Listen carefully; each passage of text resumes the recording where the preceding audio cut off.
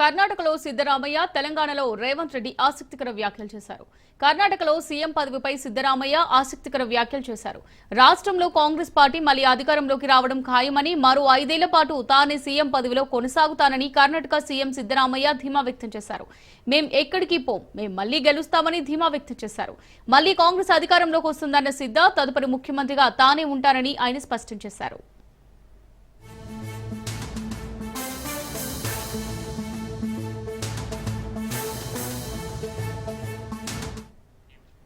అలాగే ఇటు తెలంగాణలోనూ ఇవే కామెంట్స్ వినిపిస్తున్నాయి. మళ్లీ తెలంగాణ రాష్ట్రానికి తానే ముఖ్యమంత్రి అవుతానని రేవంత్ ధీమా వ్యక్తం చేశారు. రేవంత్ రెడ్డి అంటే విశ్వసనీయత అంటే రేవంత్ రెడ్డి అనే విధంగా ప్రజల్లో భరోసా కల్పిస్తానన్నారు తెలంగాణ సీఎం రేవంత్ రెడ్డి. ఇచ్చిన హామీలను ఒక్కొక్కటిగా నెరవేరుస్తానన్నారు రేవంత్. ప్రజలకు ఇచ్చిన ఆర్థిక పరిస్థితులను వివరిస్తానన్న రేవంత్ ఇప్పుడు వ్యతిరేకత ఉన్న ఎన్నికల సమయానికి కాంగ్రెస్ పట్ల అనుకూల వాతావరణం ఉంటుందన్నారు. ప్రజలు మళ్లీ కాంగ్రెస్ కే పట్టం కడతారని, మళ్లీ తెలంగాణలో తానే ముఖ్యమంత్రి అవుతానని ధీమా వ్యక్తం చేశారు.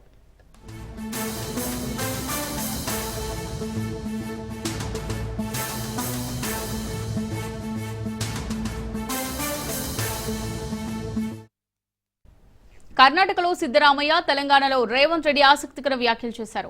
కర్ణాటకలో సీఎం పదవిపై సిద్ధరామయ్య ఆసక్తికర వ్యాఖ్యలు చేశారు. రాష్ట్రంలో కాంగ్రెస్ మళ్లీ అధికారంలోకి రావడం ఖాయమని, మరో 5 ఏళ్ల పాటు తానే సీఎం పదవిలో కొనసాగుతానని కర్ణాటక సీఎం సిద్ధరామయ్య ధీమా వ్యక్తం చేశారు. మేము ఎక్కడికి పోం, మేము మళ్లీ గెలుస్తామని ధీమా వ్యక్తం చేశారు. ఇక దీనికి సంబంధించి మరిన్ని డీటెయిల్స్ మా bureau chief Raj Reddy live ద్వారా అందిస్తారు. రాజ్ రెడ్డి. అమూల్య, దక్షిణ భారతదేశంలో 2 రాష్ట్రాల్లో కాంగ్రెస్ అధికారంలో ఉంది. ఒకటి కర్ణాటక, ఇంకొకటి తెలంగాణ. కర్ణాటకలో గెలిచిన తర్వాత తెలంగాణను కూడా గెలిచింది. కర్ణాటకలో కాంగ్రెస్ ఊపందుకున్న తర్వాత అదే ఊపును తెలంగాణలో కంటిన్యూ చేసింది.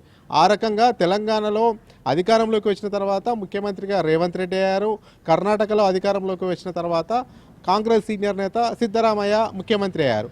అయితే కర్ణాటకలో ఏదైతే జరిగి కాంగ్రెస్ గెలిచిందో తెలంగాణలో కూడా మళ్ళీ కాంగ్రెస్ గెలిచింది.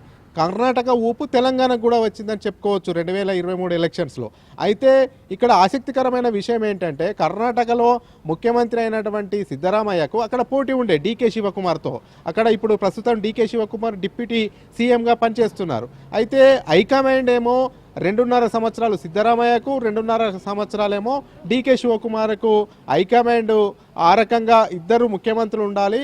ఒకరి టర్ము 2.5 సంవత్సరాలు, ఇంకొక టర్ము 2.5 సంవత్సరాలు అని హైకమాండే చెప్పిందని డీకే శివకుమార్ వర్గం చెప్తుంది.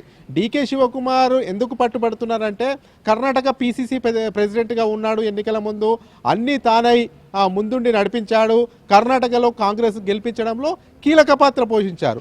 అయితే డీకే శివకుమార్ పీసీసీ అధ్యక్షుడిగా కర్ణాటకలో కాంగ్రెస్ పార్టీని గెలిపించిన మొదటి నుంచి హైకమాండ్కు వీర విధేయతతో సిద్ధరామయ్య ఉన్నాడు. కాబట్టి సిద్ధరామయ్యకు ముఖ్యమంత్రి పదవి వివరించింది. ఆ యొక్క సందర్భంలో డీకే శివకుమార్, అతని వర్గీయులు, అతని తరపున గెలిచినటువంటి ఎమ్మెల్యేలు కూడా కాస్త అసంతృప్తి వ్యక్తం చేశారు. డీకే శివకుమార్కు ముఖ్యమంత్రి పదవి ఇవ్వాలని చెప్పారు. అయితే హైకమాండ్ ఒక కండిషన్ పెట్టి 2.5 సంవత్సరాలు అని నిబంధన పెట్టి మొదటి విడతగా 2.5 సంవత్సరాలు సిద్ధరామయ్య ముఖ్యమంత్రిగా, ఆ తర్వాత డీకే శివకుమార్ ముఖ్యమంత్రిగా ఇద్దరిని సముదాయించి మొదటగా సిద్ధరామయ్యకు ముఖ్యమంత్రి పదవి కట్టబెట్టారని డీకే శివకుమార్ వర్గీయులు చెప్తున్నారు. అయితే ఇప్పుడు లేటెస్ట్గా సిద్ధరామయ్య ఇప్పుడు నేను 5 సంవత్సరాలు ముఖ్యమంత్రిగా కంటిన్యూగా ఉంటాను, మళ్ళీ కూడా కర్ణాటకలో కాంగ్రెస్ గెలుస్తుంది, మళ్ళీ కూడా నేనే ముఖ్యమంత్రి అవుతానని కూడా సిద్ధరామయ్య చెప్పారు. ఈ యొక్క నేపథ్యంలో డీకే శివకుమార్ వర్గానికి ఇది అంతా మింగుడు పడే అంశం. ఎందుకంటే పీసీసీ అధ్యక్షుడిగా ఉన్నప్పుడే ఆయన తీవ్ర ప్రయత్నం చేశాడు. పీసీసీ అధ్యక్షుడిగా ఉన్నప్పుడే కాంగ్రెస్ పార్టీని గెలిపించాడు. ఆ అధికారంలోకి వచ్చాక ముఖ్యమంత్రి రేసులోకి డీకే శివకుమార్ కూడా వెళ్ళాడు. కానీ ఇప్పుడు తీరా చూసుకుంటే సిద్ధరామయ్య నేను ఈ 5 సంవత్సరాలు ఉంటాను, మళ్ళీ కాంగ్రెస్ అధికారంలోకి వస్తే మళ్ళీ 5 సంవత్సరాలు కంటిన్యూ అవుతా అని చెప్పారు. ఇది అటు పెడితే కర్ణాటకది. ఇప్పుడు తెలంగాణ విషయానికి వస్తే కూడా తెలంగాణలో కాంగ్రెస్ అధికారంలోకి వచ్చింది.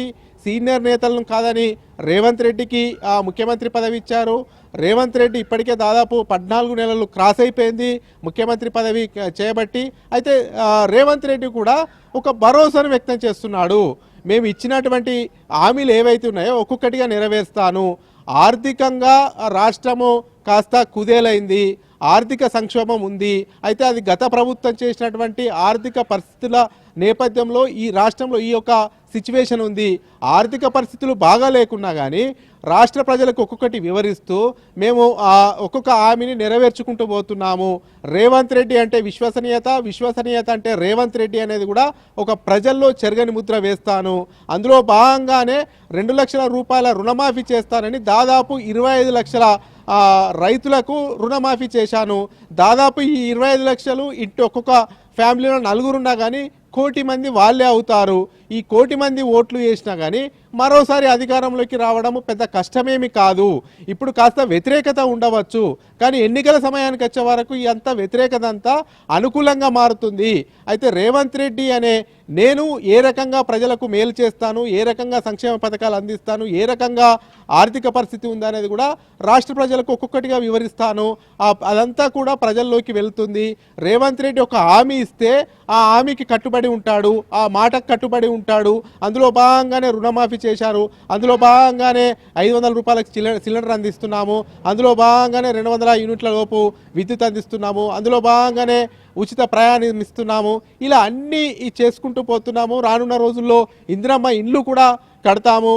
ఇంకా ఏమన్నా హామీలు ఉంటే అవి ఒక్కొక్కటిగా నెరవేర్చుకుంటూ పోతాము. అంతేకాకుండా 1 కోటి మంది మహిళలకు ఇందిరా స్వశక్తి ద్వారా ఆ 1 కోటి మంది మహిళలకు కూడా పెద్ద ఎత్తున లాభం చేస్తాము. ఇవన్నీ కూడా అడ్వాంటేజ్గా మారతాయి. అంటే గతంలో కేసీఆర్ హామీలు ఇచ్చాడు, ఆ హామీలను విస్మరించారు. కేసీఆర్ను ఓడించాలనే ఉద్దేశంతో కేసీఆర్ మీద ఉన్నటువంటి కోపంతో కాంగ్రెస్ అధికారంలోకి వచ్చింది. కానీ ఈ దఫా మళ్ళీ కూడా కాంగ్రెస్ మీద ప్రేమతో రేవంత్ రెడ్డిగా నేను చేస్తున్నటువంటి ప్రజల్లో ఆమోద ముద్ర పొందుతుంది. ఈ యొక్క నేపథ్యంలో మళ్ళీ కాంగ్రెస్ అధికారంలోకి వస్తుంది, మళ్ళీ నేనే ముఖ్యమంత్రిగా ఉంటానని కూడా రేవంత్ రెడ్డి స్పష్టం చేశారు. అయితే దక్షిణ భారతదేశంలో ఉన్నటువంటి 2 రాష్ట్రాల్లో, ఒకటి కర్ణాటక, ఒకటి తెలంగాణ, 2 రాష్ట్రాల్లో ఇద్దరు ముఖ్యమంత్రులు కూడా తమ ఆత్మవిశ్వాసాన్ని, తమ కాన్ఫిడెన్స్ని అయితే బిల్డ్ చేసుకునే ప్రయత్నంలో ఉన్నారు. మరో టర్మ్ కూడా తామే ముఖ్యమంత్రులు అవుతామని చెప్పుకునే ప్రయత్నం చేస్తున్నారు. అదేవిధంగా రాష్ట్రంలో ఉన్నటువంటి ప్రజలకు, అటు కర్ణాటకలో అటు తెలంగాణ ప్రజలకు ఒక భరోసా నింపే ప్రయత్నం అయితే చేస్తున్నారని చెప్పుకోవచ్చు. అమూల్య.